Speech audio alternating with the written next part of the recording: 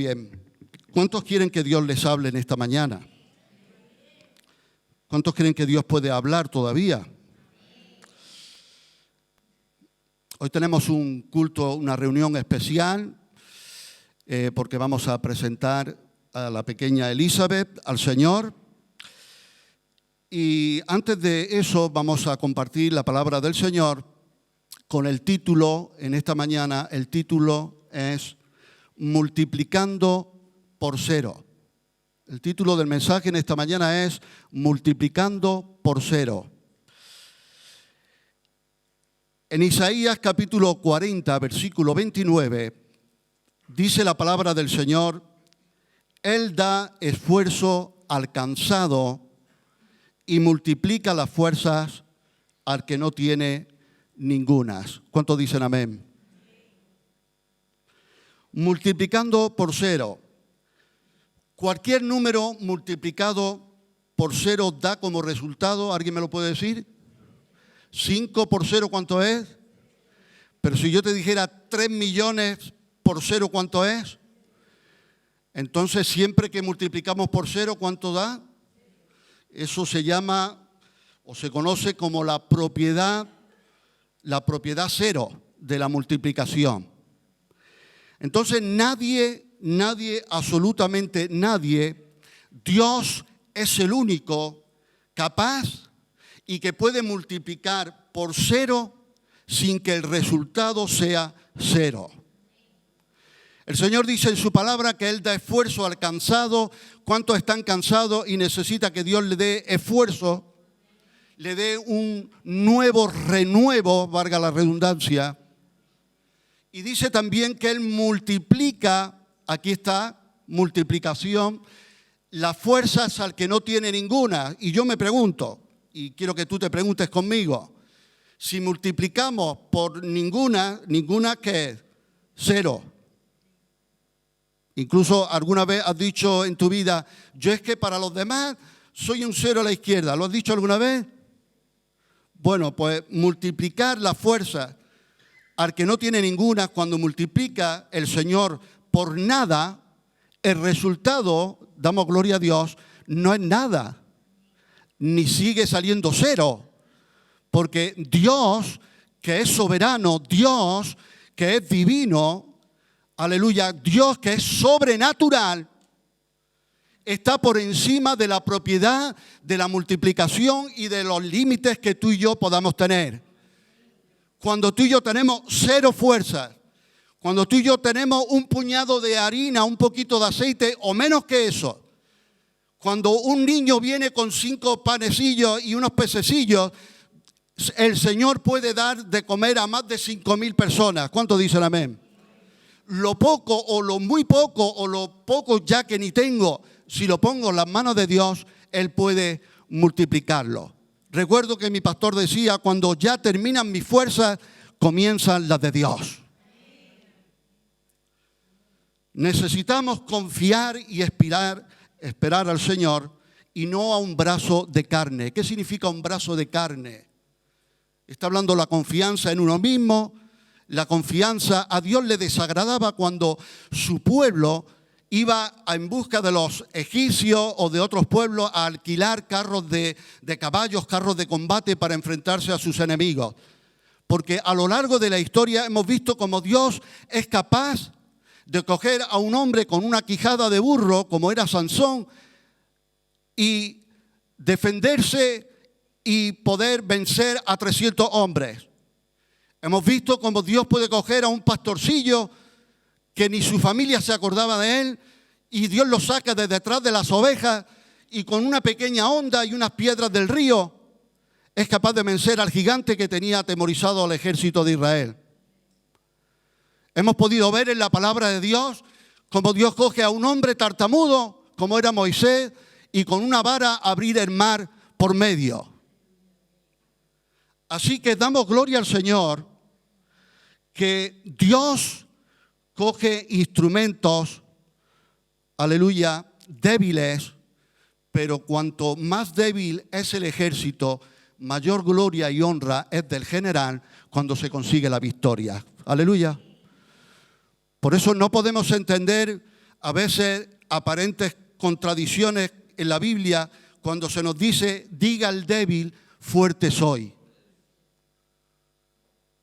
Y yo estaba orando el otro día y no sé ni cómo yo me veía diciendo, diga el débil, fuerte soy, diga el débil, fuerte soy. Necesitamos confiar y esperar al Señor. Jeremías 17, versículo 5. Así ha dicho Yahvé, maldito el varón que confía en el hombre y pone carne por su brazo y su corazón se aparta de Yahvé. Será como la retama en el desierto y no verá cuando viene el bien, sino que morará en los sequedales en el desierto, en tierra despoblada y deshabitada.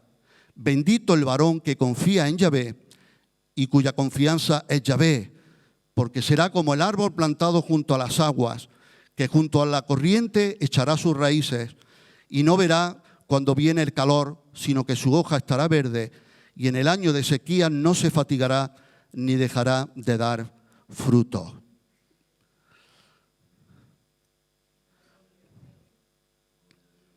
Amén. Vamos a otra porción de la palabra del Señor. Estamos en este concepto, esta idea, ¿vale? Multiplicando por cero. Cómo Dios es capaz de multiplicar donde no hay fuerzas y el Señor se encarga del resultado. ¿Cómo? ¿Cuándo? ¿De qué manera? No me lo preguntes, porque yo me lo estoy preguntando igual que tú. Pero sé que Dios es fiel. Y si Él dice algo, lo que Él dice lo hace, dice la palabra, y lo que Él promete lo cumple. Y Jesús le da promesa a sus discípulos y le dice, si no fuese así yo lo hubiese dicho, porque ellos sabían que Jesús no miente. Segundo libro de Crónicas, capítulo 14, versículo 11 en adelante, dice así, clamó Asa era un rey de Judá, y clamó Asa a Yahvé su Dios y dijo, oh Yahvé, para ti no hay diferencia alguna en dar ayuda al poderoso o al que no tiene fuerza. ¿Ve? Aquí está otra vez de nuevo. O al que no tiene fuerza.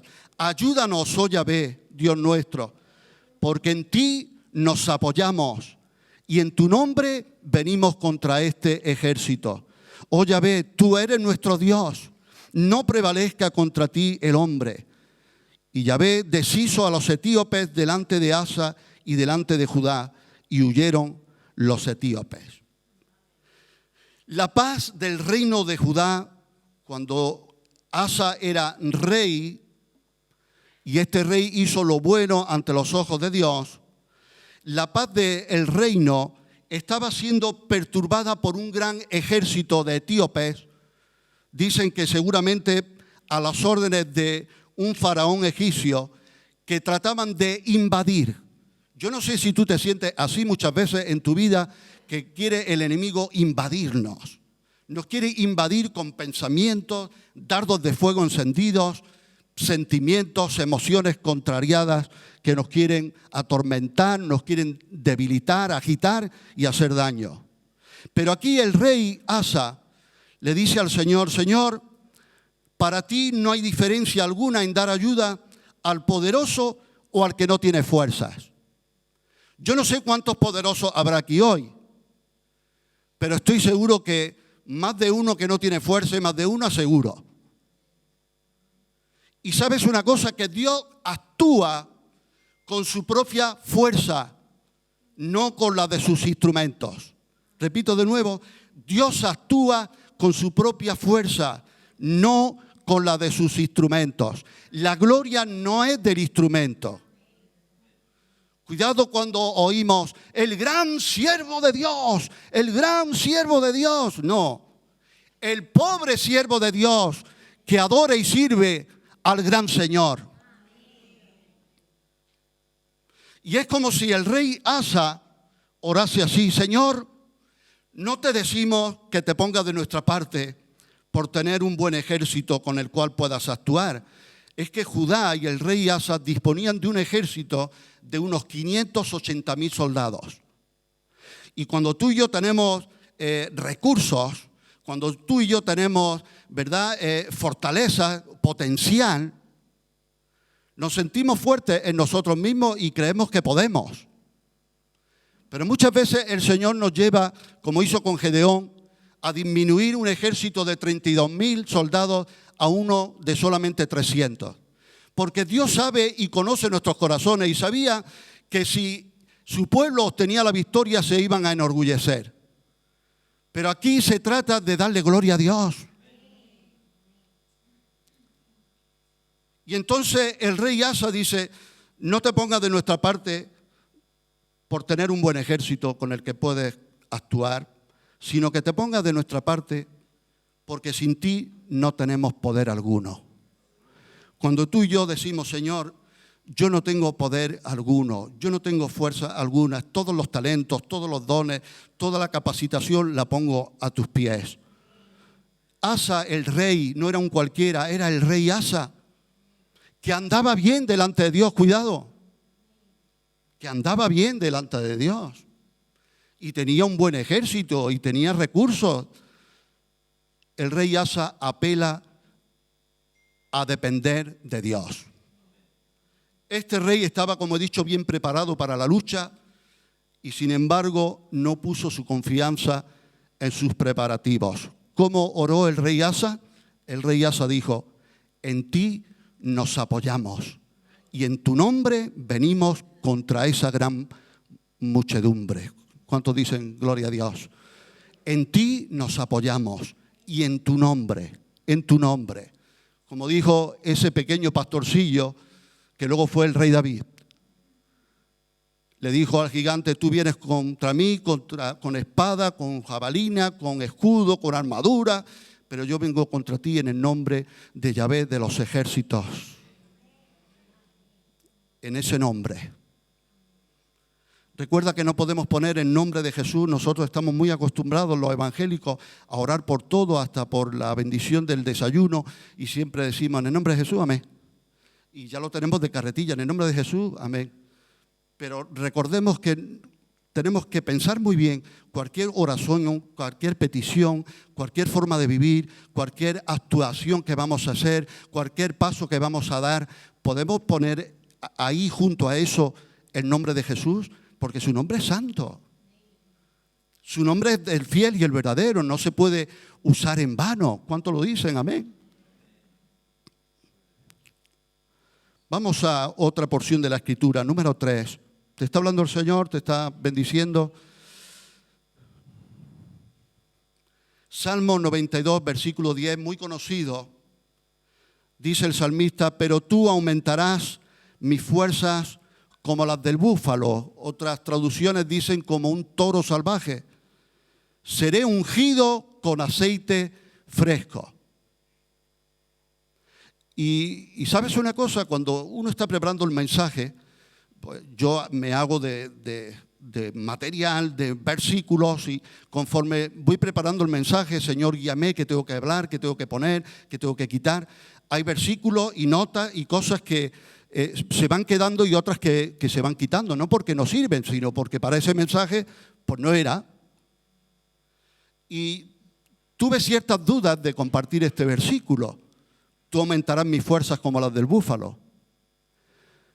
Pero entendí que el Señor puso en mi corazón que lo compartiera. Al día siguiente me llama un pastor de fuera, me pregunta cómo estoy, cómo está mi esposa, y terminamos y me dice, voy a orar por vosotros. Y cuando ora, me ora y dice, Señor, dale a José Manuel las fuerzas del búfalo. Y digo, ahí estaba el punto. Pero eso no es solo para mí, es para ti. Es para quien lo necesite, aleluya. Tú aumentarás mis fuerzas como las del búfalo, seré ungido con aceite fresco. Otra traducción dice, pero tú has levantado mi cuerno como el cuerno del búfalo. Esta figura del cuerno del búfalo es una figura que se basa en una práctica que se hacía en la que se tomaban los cuernos de un animal y se le frotaba aceite en los cuernos para hacerlo brillar. Eso era lo que significaba este salmo, o esta figura en la que es tomada para este salmo. Pero hay una conexión muy importante que dice, entre mis fuerzas, tú aumentarás mis fuerzas, yo no tengo fuerzas, tengo muy poca harina, muy poca fuerza. Las poquitas fuerzas, es una frase que yo estoy usando mucho últimamente, las poquitas fuerzas que ni tengo, tengo que saber muy bien en dónde y con quién invertirlas. Me gustó algo que dijo una vez Debbie de su padre, dice, tenemos que entender bien con papá en qué guerras debe de entrar y en cuáles no. Y yo pido eso para ti y para mí, que el Señor nos dé discernimiento en qué guerras hay que entrar y en cuáles no. Que Dios nos dé discernimiento para no agotarnos inútilmente, como decía el apóstol Pablo, yo no golpeo como quien golpea al aire. Las peores lesiones que se hacen a veces los futbolistas no es cuando chocan entre sí o le dan una patada, es cuando en una mala postura golpea con toda la fuerza y en vez de dar al balón golpea al aire y se puede tener así una grave lesión.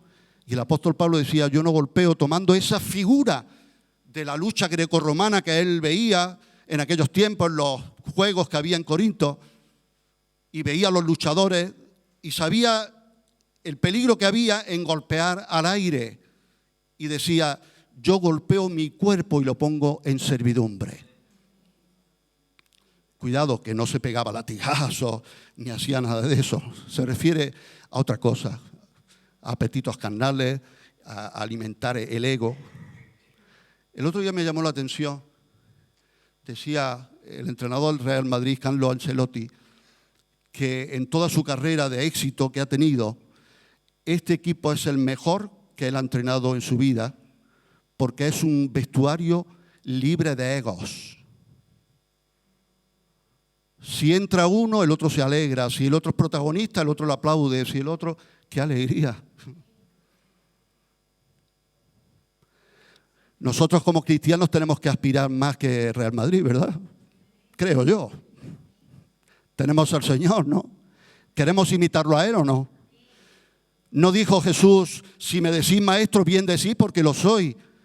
Pero siendo maestro, ¿qué hizo?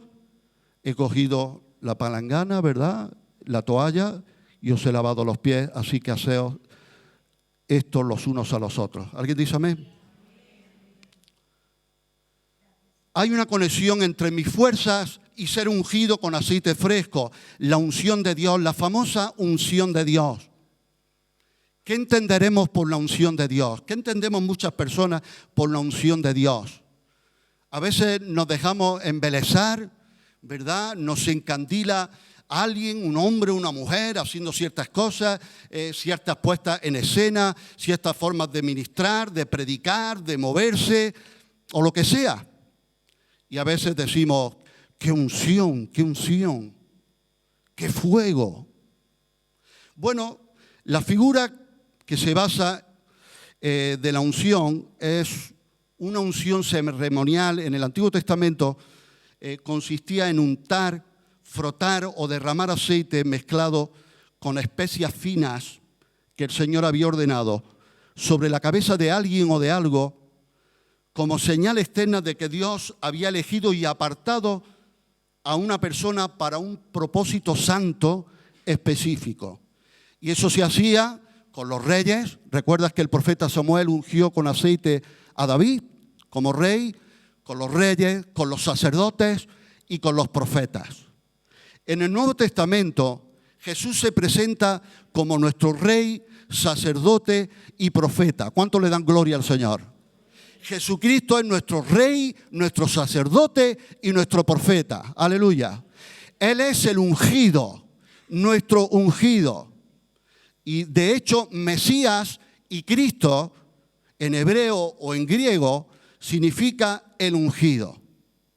Y utilizar este aceite, mira qué dato más interesante, utilizar este aceite con una fórmula, con unos compuestos muy específicos que Dios había ordenado que tenían que hacerse de esa forma, no de otra, de esa.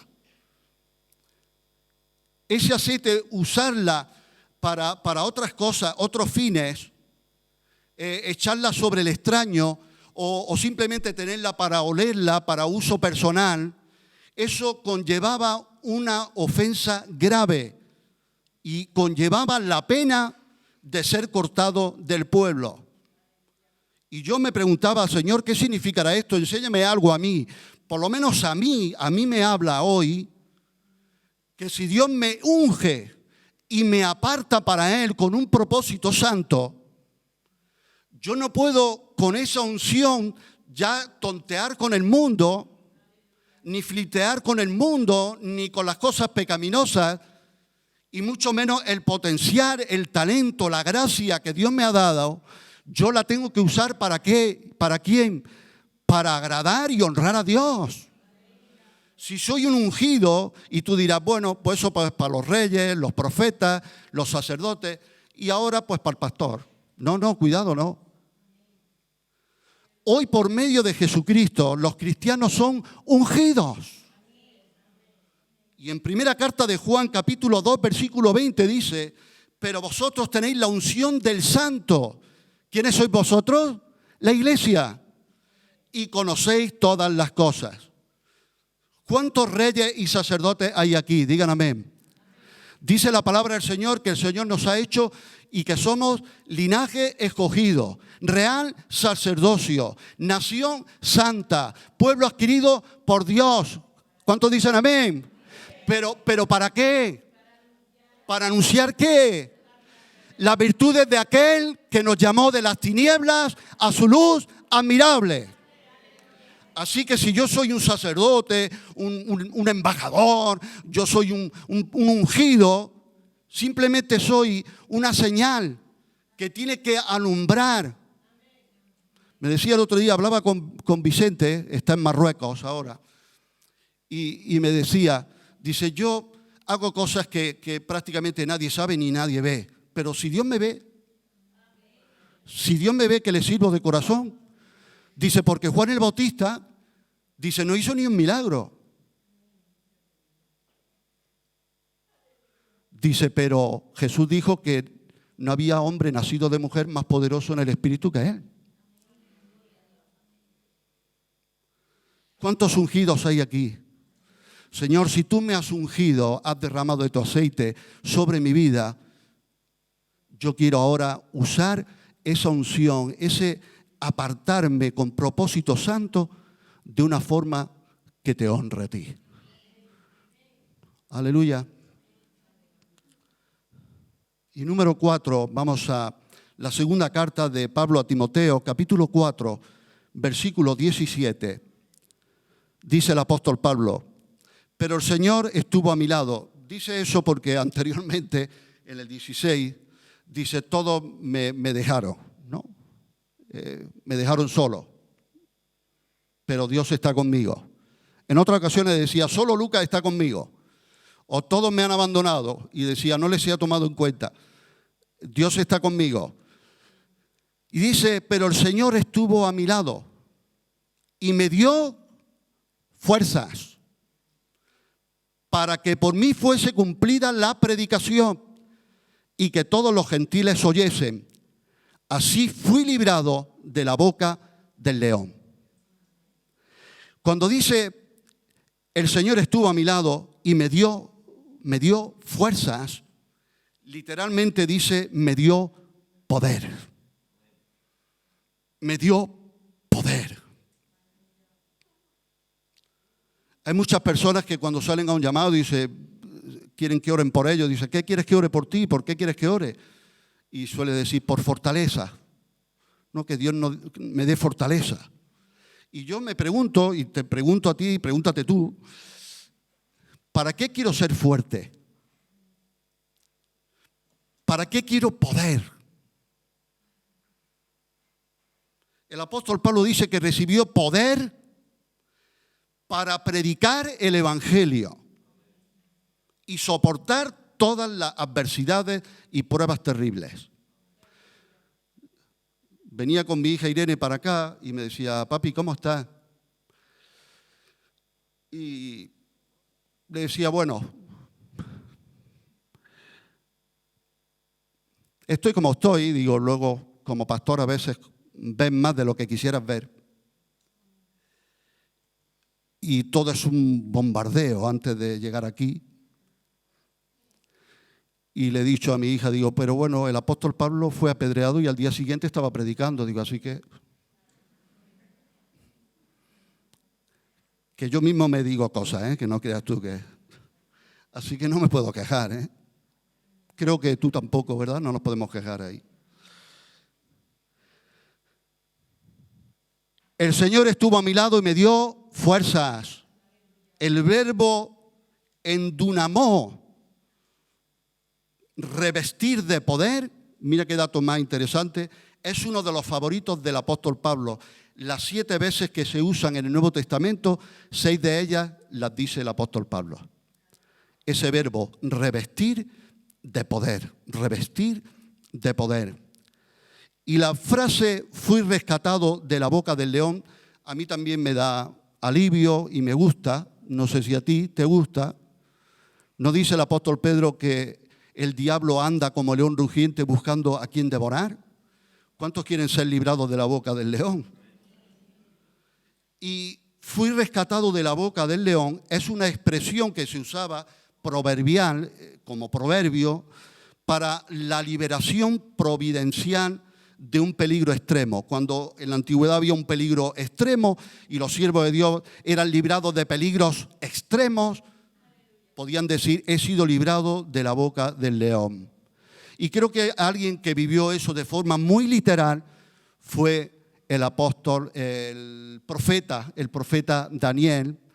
En capítulo 6, versículo 22, dice, mi Dios envió su ángel, el cual cerró la boca de los leones para que no me hiciesen daño, porque ante él fui hallado inocente y aún delante de ti, oh rey, yo no he hecho nada malo.